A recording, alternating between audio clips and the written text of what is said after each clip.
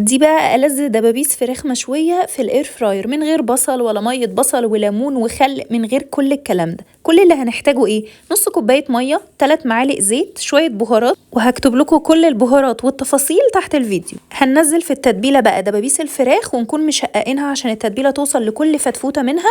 ممكن نستخدم أجنحة أو أوراق دجاج أو صدور أو حتى الفيليه عادي جدا. هسيبها في التتبيلة أقل حاجة ساعتين، ويا سلام لو بيتناها ليلة في التتبيلة دي عشان تشرب من التتبيلة ويبقى طعمها خطير. أنا هشوي الدبابيس دي في الاير فراير، فظبطتها على نظام الشوي أو الجريل. وأول وقت في التسوية لازم درجة حرارة عالية جدا من الناحيتين عشان نديها صدمة، يعني 10 دقايق على الناحية دي و10 دقايق نقلبها على الجنب التاني عشان تاخد صدمة وتتحمر وتتقرمش من الناحيتين.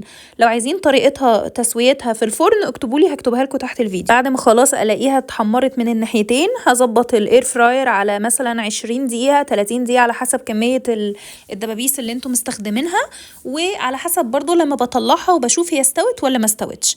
بس مفيش اكتر من كده، بتطلع معاكم دايبه واللحم ابيض ودايب، خطيره بجد. مستنياكم تجربوها وتبعتولي. باي.